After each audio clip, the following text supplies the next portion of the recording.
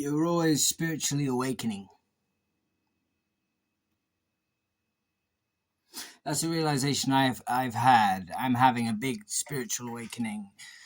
And I always used to regard a spiritual awakening as a sort of special event in my life. But you can always be having one because the way I manifested a spiritual awakening is I'm basically doing shadow work with drugs. Um,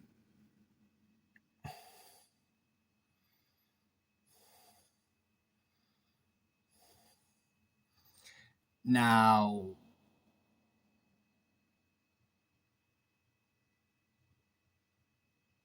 for me, it was like I got into a state of mind where I used to call it scatty, and I was sort of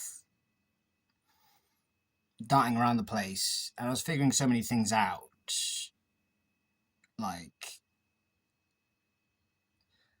things. A lot of things were starting to seem pointless, um,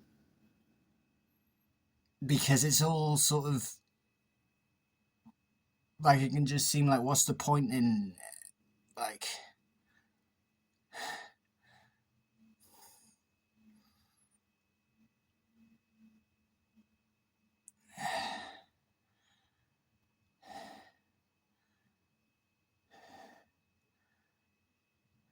doing it now. I can't stop doing it. I called it whatever refinement, and just like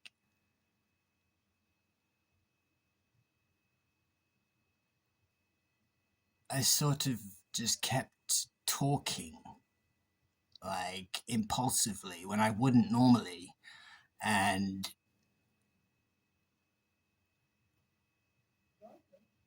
it was a flow that came very naturally to me, and it sort of felt like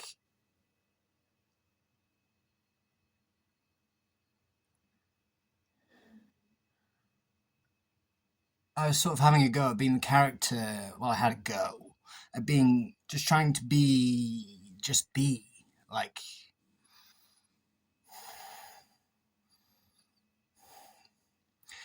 he's like a guy that's just sort of like he's just like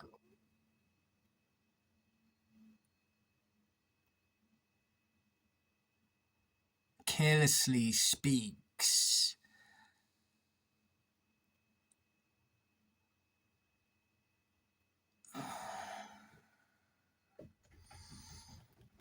because I can love that guy because that guy can be me if I want him to be.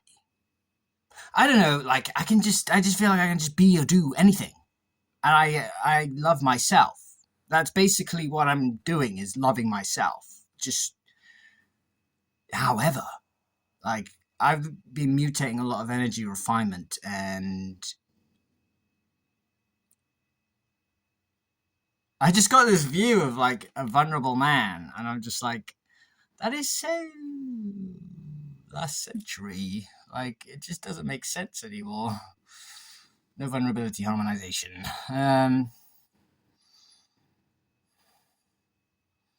Like I was walking down the street and I had this opportunity to actually be rude, like rudely be rude to a man walking past me, but I passed it up.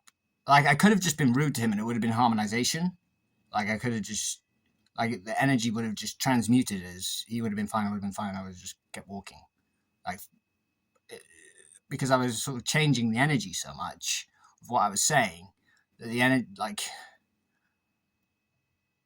I could just do whatever. But I decided to sort of refine what I was doing. I don't know. I just wanted to maintain certain values. Um, like what I've always been taught. It's one of my videos I explained that I tried to sort of, as I said, carry the old world with me. Because I'll always be in the old world. The old world is a part of all these worlds that I have seen and am growing into. Um, I was sort of offered a chance to go to metaphysical university, and I was trying to decide, and I couldn't just pick between metaphysical university and my old life. I didn't realize what I was choosing. I didn't realize that. Yeah, that's why I had difficulty picking the metaphysical university, because I was attached to my old life. Well, not attached, but I just loved my old life, and I just sort of, yeah, I just put them together in the end.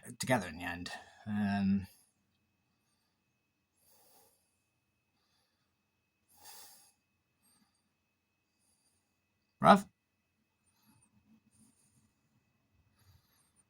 Um,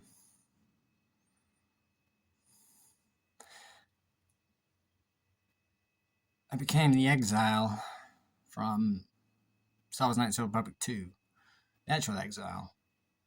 Went for a walk in the dark, and the shadow beings in the game were actually appeared, attacked me. It was real, but it was all like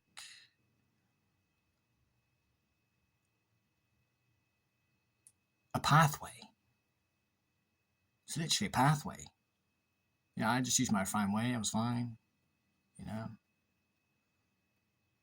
And I became dark. The darkness took care of me. It's black.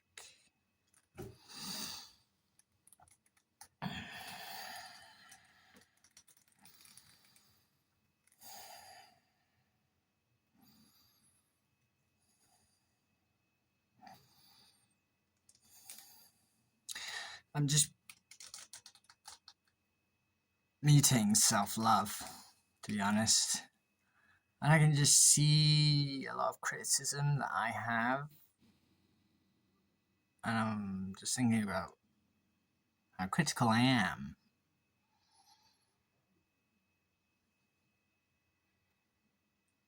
Or was. And I'm like,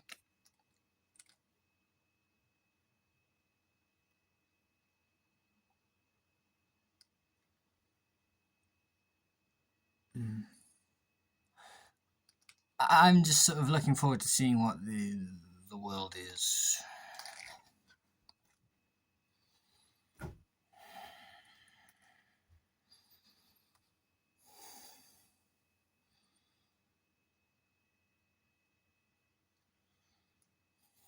Yeah.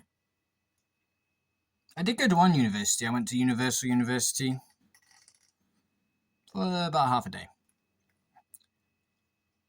Got very close to Mitra Surik. Love her.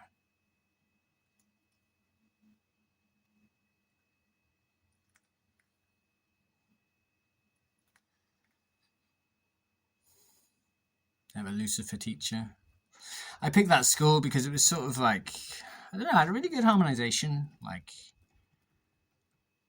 it's a special school. And I like the sort of universal theme, to be honest, because I've seen universes. So it's my favorite thing I've ever done. I saw the Star Wars universe.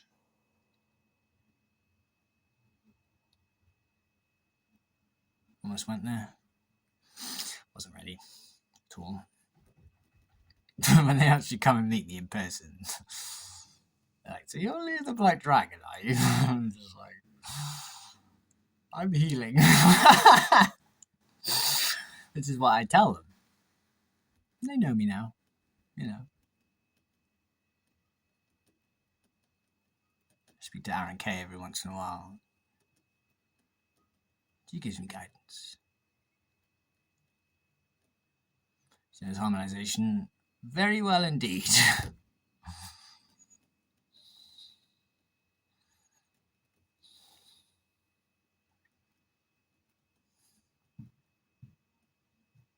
I mean, it just shows you can You really can have whatever you want in this world. Like, I don't know, like, maybe when you're younger or you're a young person that has dreams about wearing, I don't know, maybe you have a dream about wearing armor.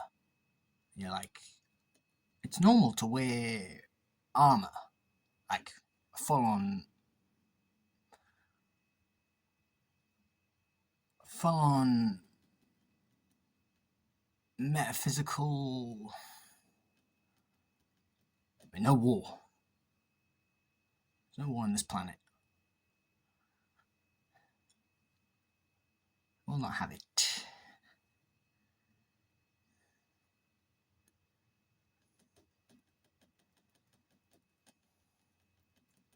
But there's such thing as war. War is just on the news. I was saying earlier about a farm. Like, if you grew up on a farm, you wouldn't see the news. You wouldn't hear about pedophiles. You wouldn't hear about there's people on a farm. You don't know what the word pedophile is. They just live on a farm. It's just peaceful. No, just, the river and the pigs and the cows that eat the grass, just the grass. Nothing better than eating the grass. Right now, on my way to get some raw milk. Love raw milk. It's really good. I wanted to live on a commune, and that's about as close as I came to what I'm looking for what I saw, which is just, the world isn't, why was I just, the world, I mean, I had opportunities, but the world isn't